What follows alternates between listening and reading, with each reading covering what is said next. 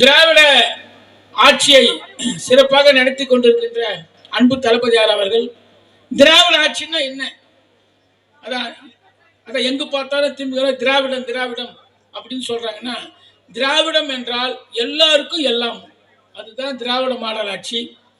அந்த வகையில இந்த பகுதியில் இந்த கூட்டத்தை நடத்தி கொண்டிருக்கின்ற அன்புக்குரிய மணிகண்டன் அவருக்கு நான் சொல்லிதான் உங்களுக்கு அவரை பத்தி தெரிய வேண்டிய அவசியம் இல்லை. அற்புதமான ஒரு மனிதர். எந்த செயலை எடுத்துக்கொண்ட அவ்வளவு சீக்கிரம் ஒரு செயலை ஒத்துக்க மாட்டார் அவர். ஆனால் ஒத்துக்கொண்டு விட்டால் அந்த செயலை எவ்வளவு சிறப்பாக செய்ய முடியுமோ அவ்வளவு சிறப்பாக செய்து படிக்கக்கூடிய ஒரு ஒரு தன்மை வாய்ந்த திறமையானவர். அவருடைய வார்டில் பார்த்தீங்கன்னா மற்ற வார்டுகளை விட, இன்னும் குறிப்பா மண்டல குழு தலைவரான என்னுடைய வார்டை விட அவர் வார்டில் நிறைய வேலை நடக்கும். அந்த அளவுக்கு அதிகாரிகளையும் சரி என்னையும் சரி அவர் வற்புறுத்தி அவருக்கு அனைத்து வேலைகளையும் செய்வார். இப்போ உதாரணத்துக்கு பார்த்தீங்கன்னா அவர் வார்டில் பாதாள சாக்கடை திட்டம் நிறைவேறிச்சு, மழைநீர் கால்வாய் வந்துருச்சு, எல்லாமே வந்துடும் அவர் வார்டில். அதே மாதிரி பார்த்தீங்கன்னா எந்தெந்த தெருவில் என்னென்ன பிரச்சனைகள் இருக்குது ஃபிங்கர் டிப்பில் வச்சிருப்பார். இந்த தெருவில் போனால் இப்படி இருக்கும், இந்த தெருவில் போனால் இப்படி இருக்கும். அது மாதிரி ஒவ்வொரு மாமன்ற உறுப்பினரும் நம்முடைய மணிகண்டனை பார்த்து தெரிந்து கொள்ள வேண்டும். அந்த அளவுக்கு ஒரு திறமையான வார்டு மக்களுடன் கலந்து, மக்களோடு மக்களாக கலந்து இணைந்து இருப்பதனால்தான் அவர் தொடர்ந்து இந்த இந்த பகுதியில் அவரால் கவுன்சிலராக தொடர்ந்து ஜெயிக்க முடிகிறது. அவருடைய வெற்றி தொடர வேண்டும். அதே மாதிரி இந்த கூட்டத்தை பார்த்தீங்கன்னா நம்மளுடைய மேற்கு பகுதி கழகத்தில் நடத்துகின்ற எந்த கூட்டத்தை விட எல்லா கூட்டத்தையும் எப்பவுமே அவர் அப்படித்தான் யோசிப்பார். நம்ம வார்டு மற்ற வார்டுல சிறப்பாக இருக்கணும், நம்ம வார்டு மற்ற வார்டு பிரம்மாண்டமாக இருக்க வேண்டும் என்று நல்ல எண்ணத்துடன் அவர் நடத்தி கொண்டிருக்கின்ற கூட்டம் இது கழக வளர்ச்சிக்கு அவர் உதவுகிறார். அதற்காக அந்த பகுதி கழகத்தின் சார்பாக அவரை பாராட்டுகிறேன், வாழ்த்துகிறேன். அதே மாதிரி பார்த்தீங்கன்னா இப்போ உதயநிதியுடைய பிறந்த நாள் நாங்கள் ஏன் இவ்வளோ பிரம்மாண்டமாக கொண்டாடுறாங்க அப்படின்னு ஒரு சிலர் கேட்பாங்க. ஏன் உதயநிதி ஏன் இவ்வளோ நாள் பிறந்த நாள்? இங்கே பார்த்தீங்கன்னா ஒரு வார்டு கவுன்சிலோட பையன் கூட பார்த்தீங்கன்னா ரோடுக்கு வரத்துக்கு தயங்குவான், கார் ஏசி காரில் தான் உட்காந்து போவோம். அதே மாதிரி ஒரு எம்எல்ஏ இருக்கிறவங்களோட பையன் கூட அந்த மாதிரி தான் இருப்பான். ஆனால் நீங்கள் உதயநிதி பார்த்தீங்கன்னா அவருடைய வசதி, அவர் சாதாரண உதயநிதினா அவர் ஒன்லி அதை தமிழக முதல்வரின் மகனாக மட்டும் பார்க்காதீங்க. அவர் ஒரு பட தயாரிப்பாளர். கோடிக்கணக்கில் பணத்தை போட்டு கோடிக்கணக்கில் செலவு படங்களை எடுத்து கோடி கோடியாக சம்பாதிச்சுங்கிறார். அது அவருடைய தொழில். கோடி கோடியாக சம்பாதித்துக் கொண்டிருக்கும் ஒரு மனிதர். அதே மாதிரி அவருடைய தாத்தா பார்த்தீங்கன்னா முதலமைச்சர், முன்னாள் முதலமைச்சர், 5 முறை முதலமைச்சர். ஒரு தடவை முதலமைச்சர் கிடையாது, 5 முறை முதலமைச்சராக இருந்தவர். ஒரு முதலமைச்சருடைய பேரை எப்படி இருக்கணும்?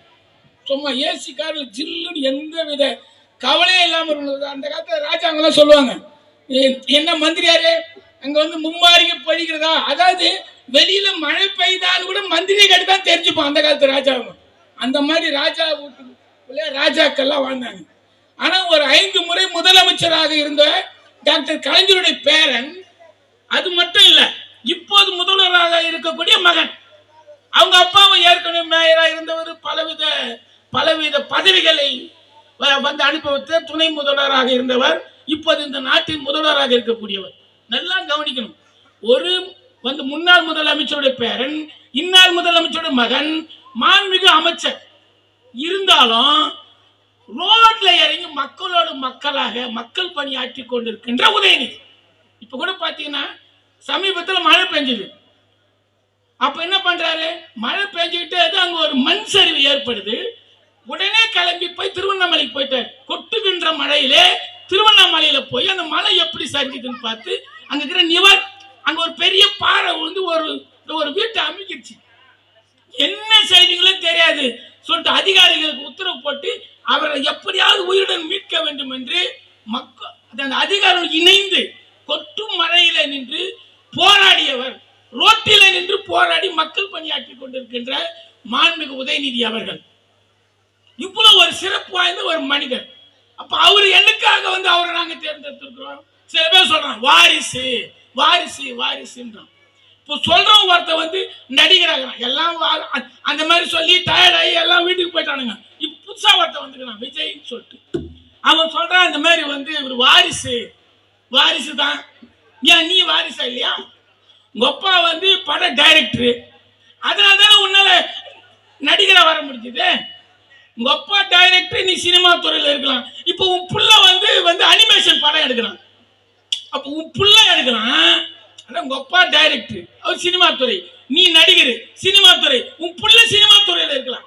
ஆனால் தமிழகத்திற்காகவே பாடுபட்டு கொண்டு தமிழர்களுடைய நலன்களுக்காகவே தன் உயிரை ஈட்ட மிசா போன்ற கடுமையான நேரங்களிலும் இந்த நாட்டுக்காக, நாட்டு மக்களுக்காக போராடி, தமிழுக்காக போராடி, தமிழ்நாட்டுக்காக போராடி வாழ்ந்த ஒரு மனிதர். இன்னைக்கு தமிழ்நாட்டில் எடுத்தீங்கன்னா பெரும்பாலான பாலங்கள் தமிழின தலைவர் கலைஞர் காலத்தில் கட்டப்பட்ட பாலங்கள். இன்னைக்கு இப்போ அகில இந்திய அளவுல பாத்தீங்கன்னா பொருளாதார ரீதியில தமிழ்நாடு தான் முன்னணியில் இருக்குது. காரணம் யாரு? கல்வித்துறையில் தமிழகம் தான் முன்னணி இருக்குது அகில இந்திய அளவில். காரணம் யாரு? எல்லாத்துக்கும் காரணம் தமிழக தலைவர் கலைஞர் அவர்கள் தான். அவர் போட்ட விதை, அவர் இந்த தமிழ்நாட்டை முன்னேற்றிய விதம். டயர் 1, டயர் 2, டயர் 3 சொல்லுவாங்க. ஒரு நாட்டில் நகரங்களை 3 விதமா பிரிப்பாங்க. Tyre 1, tyre 2, tyre 3. டயர் 1 என்றால் அந்த நாட்டின் தலைநகரம். இப்ப உதாரணத்துக்கு எடுத்துங்க, சென்னை டயர் 1.